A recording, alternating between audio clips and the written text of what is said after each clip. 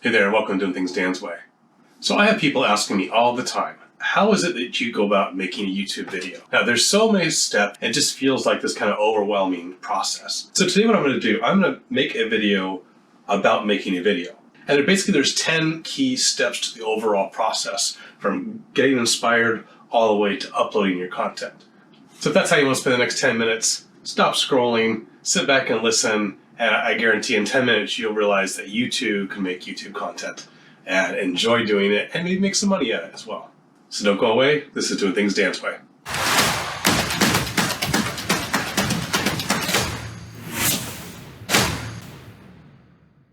So what are these 10 steps anyway? So just real quick, I'm just going to list them through and we'll put them up here. So step 1 is to get. Step 2 is to decide who cares, why this video. Step 3 is to organize yourself. Step 4 is to get your equipment ready and get yourself actually ready to go to actually start doing the filming. 5, 6, and 7 is filming your intro, filming your body, film a outro or a conclusion. 8 would be to edit the content, and this is where sometimes most of your time is actually spent. 9 would be to build your thumbnail, and this does take more than just a couple minutes. And 10th, you're going to upload your content, configure it on YouTube, and release it to the public. And stick around to the end. I have some bonus ideas for you as well. Okay, so back to number 1, getting inspired. If you want to make a YouTube video, you have to have a reason to do it. And ultimately, the best YouTube videos come out of your own passions, your own heart, the things that you really, really enjoy. If you're a gardener, pull up that camera and start recording the raised bed that you're harvesting right now. It's got to be something that comes from the heart and that you're interested in. So getting inspired truly is number 1. So once you got that that golden idea, then the question number 2, or step 2, is who cares? See, you can have some crazy, crazy idea, but you have to really ask, okay, why would somebody care to watch this content? So make sure you can answer the question clearly to a broad audience, who cares? Ultimately, it's the why. Step number 3, we're already there, is to organize. And that might look like all kinds of things. It might mean outlining. I outlined this class. I've got it right here. Sometimes I just start doing my own thing. I just know what I'm going to do. I'm changing a tire. I'm filming changing a tire. The steps are pretty obvious. Other times you want to just write out just the basic thoughts. And by writing out those basic thoughts, you really organize maybe even the order that you're going to do something, or you'll remind yourself before you ever get started, oh, these are some key points that I want to make. So having some sense of organization, even if it's just a napkin and you're just kind of drawing out the basic idea of what it's going to be. So step number 4 is to get prepared. So there's nothing worse than getting yourself all ready to go and you go out to whatever you're going to do to film and your batteries are dead. It's just the worst feeling ever. Realizing that you're prepared mentally to go do the thing, you set the time aside, and now you realize that my equipment isn't even ready. Any of the equipment that you're going to bring or provide needs to be kind of thought through a little bit in advance to make sure that it's actually ready for you when you're ready to press record. Now, people ask about equipment all the time. The key point is to start with what you have. If you think that you have to have some kind of fancy 4K DSLR, with the $2,000 lens and all these amazing things before you can create any content, that's a lie. And what that will do is that'll limit your ability to even get started, because you'll just have this paralysis that oh, my content's going to be really ugly and so no one's going to want to look at it. There's a lot of content on YouTube that's just an iPhone, honestly. So as long as you have a half decent modern phone, you can just start filming with what you have, and then let the reality of your equipment as you edit help to guide your decisions on spending money to get new equipment. Otherwise, you'll just be chasing after new equipment all the time, thinking that that's somehow going to improve your content, when the reality is that you probably aren't spending enough time thinking about your content or creating enough content to warrant spending a couple $1,000s on video equipment. This is a GoPro 7. I've had it for several years, and it works great.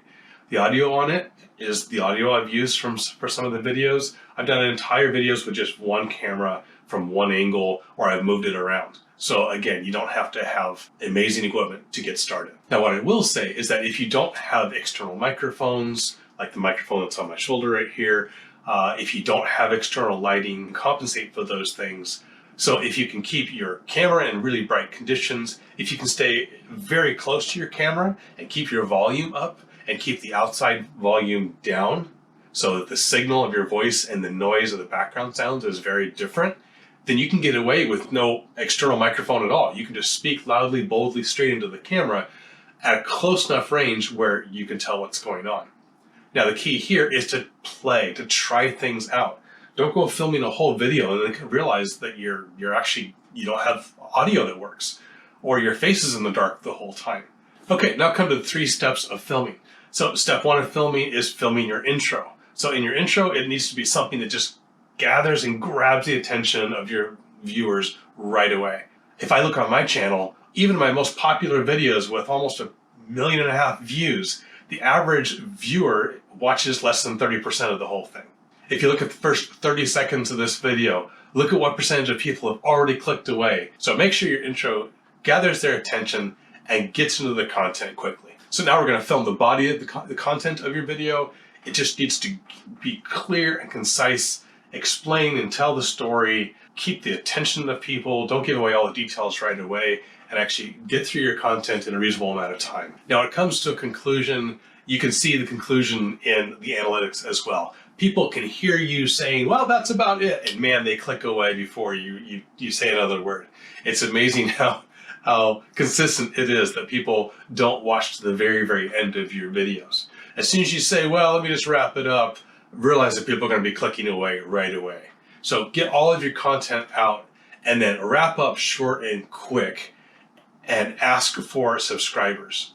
When I first started my channel, I wasn't asking for subscribers, and I had thousands of views and 200 subscribers. It wasn't until I actually started asking people to subscribe that people actually subscribed to my channel. Asking for people to thumb up and comment is really important for YouTube to think this video actually has some traction and people are interested in the video and they're commenting and they are, giving it a thumbs up or a like or a share. Those things are really, really powerful. Watchers are not necessarily interested, like you right now watching this video, or not just, oh my gosh, I gotta tell all my friends about this video I'm watching.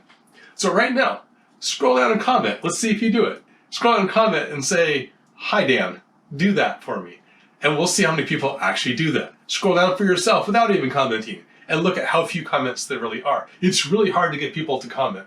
What I do to reward people who comment, by the way, is I try and comment back. I at least thumbs up, if not comment, on every comment that I see. People ask questions, I respond, I answer their questions. Now it's time to edit. Now editing is one of those things where, man, I love editing. To me, time stops and I just zone out, and now I'm just editing.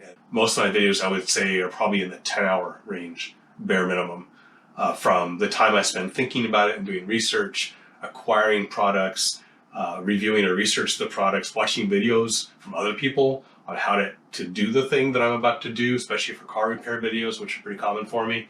I spend a lot of time so that when I do turn on the camera and I start talking and start doing, I know what I'm doing enough that I can actually be teaching it. Now for editing, I use DaVinci Resolve. As you can see here, DaVinci is totally free. Now you don't have to use a pro tool like DaVinci at all.